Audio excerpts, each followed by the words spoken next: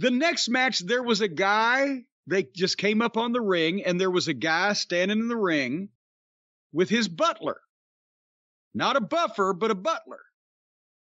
And doing a cheesy promo, and it was like suddenly we were in an indie wrestling show somewhere, and a guy dressed up as a butler and the other guy who is being buttled were giggling about it. Buttled? Well, that's if you have a butler and the butler does his thing, you're being buttled, right? You're being buttled by the butler? You're being buttled by the butler. Because the butler's going about buttling. Well, if you're the one paying him and he's buttling for you, then you're being buttled. Right? I don't know. I really don't know.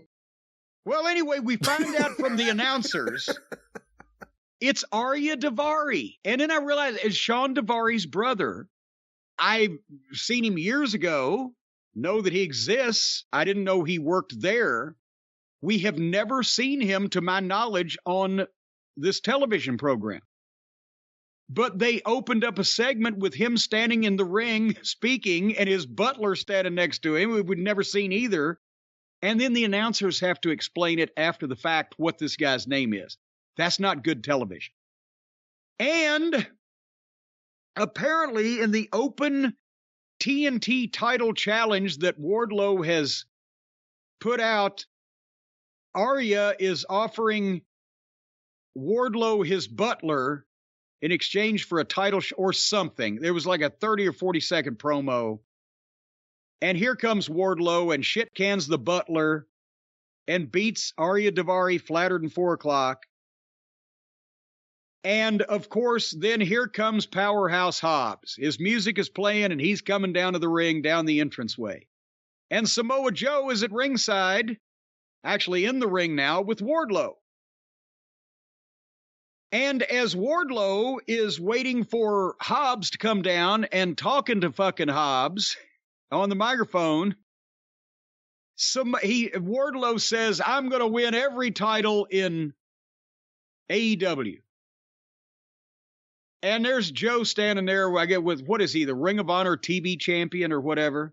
Yes. So that was such an inflammatory comment that Samoa Joe comes from behind and lays Wardlow out with the fucking belt across the back of the head or whatever the fuck and chokes him out. The camera missed the attack, by the way. The camera had cut back to Hobbs walking down to the ring. And then the announcers go, oh my God. And then they cut back and there's fucking Wardlow laying there at Joe's feet. So they knew they were going to do it and they still managed to miss it.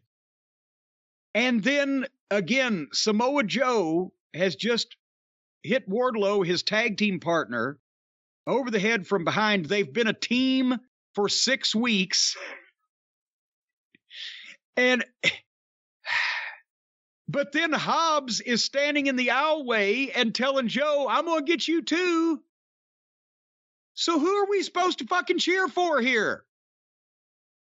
The butler. The butler did it. Wasn't Arya Daivari the leader of the Trustbusters? Was that him? Okay, now the Trustbusters sounds, were they on Rampage one time? Parker Budrow or Boudreaux, whatever his name is. Parker Budrow? Hey, no show Budrow. So, again, let's recap. Swerve and Lee are about to turn on each other. Joe and Wardlow just did turn. The Firm turned on MJF. The Gun Boys turned on their father. This is in 2 months. I know I'm missing some. So Wardlow, so again, I think you called it Wardlow and Joe to a teenage Mark playing Booker. You team 2 big guys up and then have one turn on the other and then they fight each other. And that's genius. And again, overlooking the fact that no turn ever makes a shit bit of difference on the fucking business, the ratings, ticket sales, pay-per-view, whatever, unless the people cared that those 2 individuals were together to begin with. And you don't make them do that in 6 weeks or 8 weeks.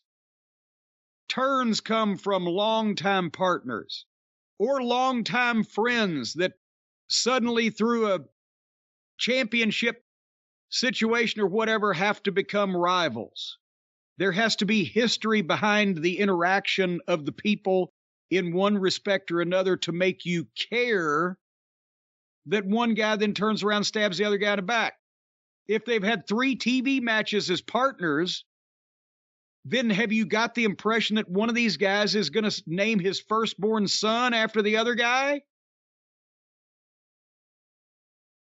It's mark bullshit by inexperienced people and people that either aren't creative enough for their own good or don't have the knowledge that they pretend to have. You know, you could have done something as simple as, I'm the TV champion of Ring of Honor, who has no TV, and I'm the TNT champion, so I'm the TV champion of AEW. Let's feud. Instead, they were put together clearly just to break them up, and it was obvious, and that's bad. But even with that, the idea that Wardlow's doing this promo, and he says, I'm going to go after all the belts, and just that little thing triggers Samoa Joe to turn on him? Oh, God, but now you've gone too far. What was that? I mean, it was a weird line for him to utter out, and then the reaction, it was just nothing with Wardlow since the MJF thing has been good at all. And the stuff with him and Samoa Joe just doesn't make any sense. Hey,